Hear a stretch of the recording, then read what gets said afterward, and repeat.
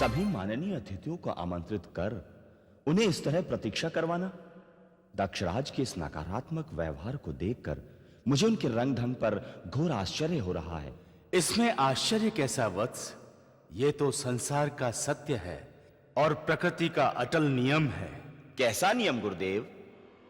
यही कि सोमरस उसे पीने वाले को कुछ समय के लिए उद्दंड और अभद्र बना देता है, परंतु सत्ता का रस सत्ताधारी को सदा के लिए नायक से खलनायक बना देता है।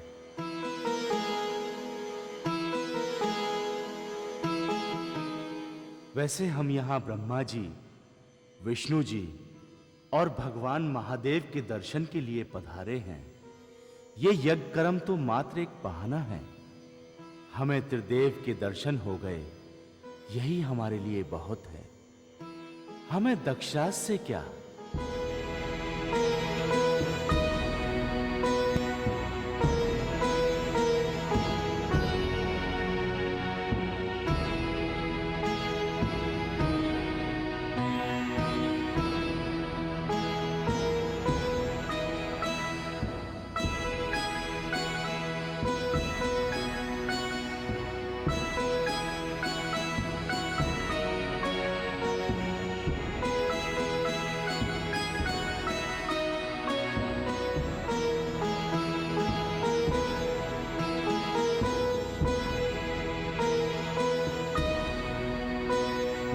दादाश्री!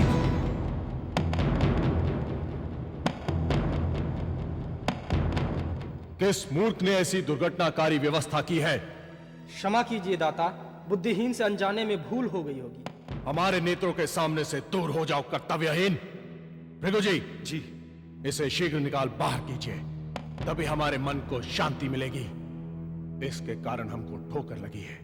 क्षमा कीजिए स्वामी, क्षमा कीजिए। इसे तुरंत बाहर किया जाए, ये क्षमा का पात्र नहीं है। जो आ गया महाराज।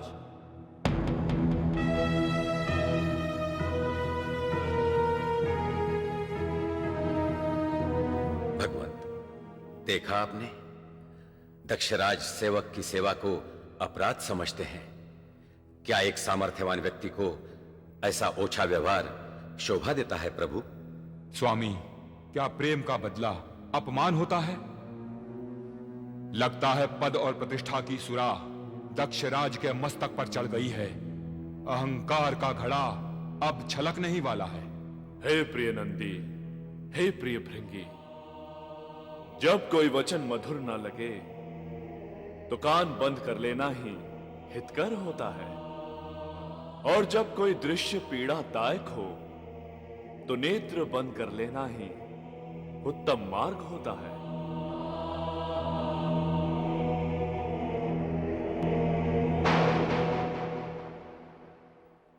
नारायण नारायण। हे दक्षराज, अपने क्रोध को प्रेम सागर में विसर्जित करके पिता श्री विधाता को ब्रह्म पद पर शीघ्र प्रतिष्ठित कीजिए, क्योंकि कश्यप मुनि ने मांगलिक यज्ञ की सभी विधियां पूर्ण कर ली हैं। आइए, यज्ञ आरंभ की पावन वेला आपकी ओर निहार रही है। ठीक है देवर्षि, हम सभी सामान्य जनों के साथ पिताश्री और जगत नारायण को भी अभी अपने संग लेते हैं। आइए। दक्षराज की जय! दक्षराज की जय! दक्षराज की जय! दक्षराज की जय! दक्षराज की जय! दक्षराज की जय! दक्षराज की जय! दक्षराज की जय! दक्षराज की जय! दक्षराज की जय! दक्षराज की जय! हे जगत पिता प्रणाम। आयुष्मान भव। हे जगत नारायण प्रणाम। धैर्यवान बनो, संसार तुम्हारे गीत गाए। आप दोनों पूज्य जनों के आशीर्वाद से ऐसा ही होगा।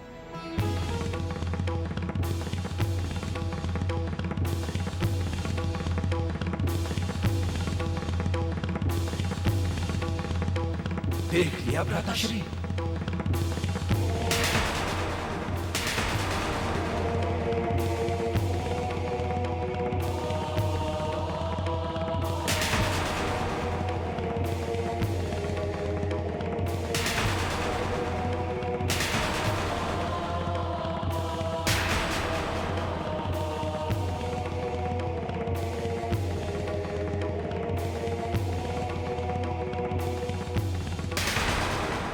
हे पिताश्री, हे जगत नारायण, अब आप दोनों हमें यज्ञ आरंभ करने का आशीर्वाद दें। किंतु दक्षराज, हमारे साथ साथ महाकालेश्वर सनातन महादेव से भी आशीर्वाद पाने की विनती करो। क्षमा करें नारायण, दक्ष प्रजापति किससे विनती करें? उससे जो जानबूझकर अपने नेत्र बंद किए हुए हैं। स्मरण रहे प्रभु, सोए हुए को जगाना सरल है, किंतु जानबूझकर सोने का नाटक करने वाले को जगाना असंभव। क्या यही लोक व्यवहार है?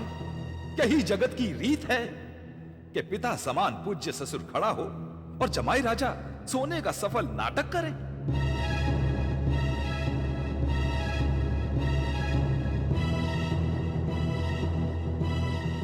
हे पिताश्री, हे नारायण, आप दोनों ने इस मर घड़ी के अभद्र व्यवहार को देखा। ना ही इस अमंगली ने हमारा अभिवादन किया और ना ही इसने हमें प्रणाम किया। सम्मान के बदले ये ढोंगी अपने नेत्र बंद करके हमारी सज्जनता का उपहास उड़ा रहा है। ये देखकर हमारी सहन शक्ति अपनी सीमा को छिन्न भिन्न करने को छटपटा रही है। नहीं पुत्र दक्ष, तुम अपने संस्कार मत खो। हे पिताश्री, आपके बहकावे में आके हमने व्यर्थ ही इस आदिवासी को अपनी कन्या दान कर दी। ये हमारी प्रथम भूल थी और हम इसका प्रायश्चित अवश्य करेंगे। पुत्र दक्ष, धैर्य का आश्रय मत त्यागो और अपनी मर्यादा के चक्र में ही घूमो। यही हमारे कुलवंश का आधार है पुत्र। आप किस कूप मंडूप का पक्ष ले रहे हैं पिताश्री? उसका जो लोक व्यवहार का हंता है। आज यदि इस दुर्बुद्धि की मर्यादाहीनता के अपराध को हम क्षमा कर देंगे तो संसार से शिष्टाचार और सभ्यता समाप्त हो जाएंगे। बिल्कुल, मर्यादाहीनता एक अक्षम्य अपराध है। इस शिष्टाचार के हत्यारे को न्यायोचित दंड मिलना ही चाहिए।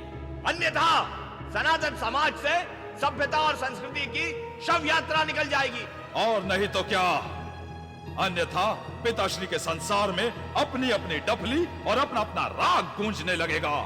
ऐसा किसी मूल्य पर नहीं होगा।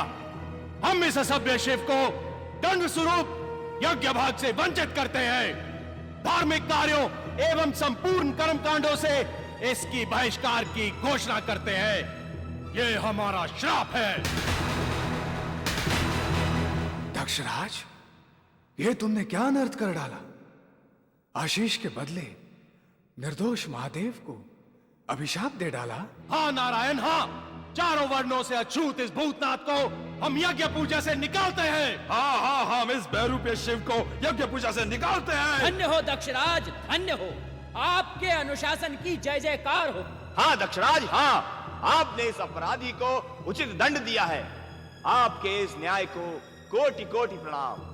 दक्ष महाराज, इस असभ्य को मानसिक और शारीरिक दंड भी देना चाहिए। इसके प्रति दया दिखाने की कोई आवश्यकता नहीं। अरे वो मूर्ख ब्राह्मणों, अरे वो मानसिक रोगियों, तुम ब्रह्म कुल दीपक नहीं, कुल कलंक हो। जाओ, चुल्लू भर पानी में डूब मरो। क्या कहा? जो कहा है सत्य कहा है। तूने हमारे परोपकारी स्वामी को यज्ञ भाग से वंचित कर अपने महाविनाश के घोषणा पत्र पर हस्ताक्षर किए हैं। हे भृंगी, अपनी जीवा पर अंकुश लगा पालतू पशु, अन्यथा तेरी जीवा को तेरे मुख से बाहर खींचकर हम काले कौए का भोजन बना देंगे। हमें ललकारता है तू? ए दक्षराज, अरे तूने हमारे उस स्वामी का अपमान किया जिसके चरणों की धूल को प्रारब्ध भी अपने माथे से लगाता है। संसार के सारे राज सिंहासन और राज मुकुट जिसके स्पर्श मात्र के लिए युगों युगों तक तड़पते रहते हैं। संसार का लोकतंत्र जिनके चरणों में झुक झुक कर प्रणाम करता है, तूने उनकी निंदा की। बकवाद बंद कर मूर्ख। अरे ओ ढपोर संख्यों के राजकुमार, जिन महादेव के नाम के उच्चारण मात्र से सभी यज्ञ सफल हो जाते हैं, तीर्थ स्थल पवित्र हो जाते हैं, मंदिर पूज्य हो जाते हैं, उन्हीं पतित पावन को श्राप देने का दुस्साहस करके तूने अपने अस्तित्व की बोली लगाई है। ये दक्षराज, शीघ्र ही हमारे करुणा शंकर से क्षमा मांग ले, अन्यथा दया सागर का आदेश मिलते ही हम सब रुद्रगण इस यज्ञ स्थल को वध स्थल में परिवर्तित कर देंगे। परिणाम अत्यंत भयंकर होगा। अरे ओ निम्न कोटि के उजड़ पशुओं, अपनी अपनी वाणी पर नियंत्रण रखो, अन्यथा। अरे ओ नीच ब्राह्मण, स्मरण रहे, शाप का प्रतिशोध महाशाप होता है। तूने हमारे स्वामी को शाप दिया है, तो हम तुझे कैसे क्षमा कर दें? यदि हमारी स्वामी भक्ति में कोई खोट नहीं, तो हम अपनी समूची स्वामी भक्ति के तपोबल से तुझे यह अभिशाप देते हैं कि तू और तेरा कुल वंश तत्व ज्ञान और मुक्ति मार्ग से वंचित हो जाए।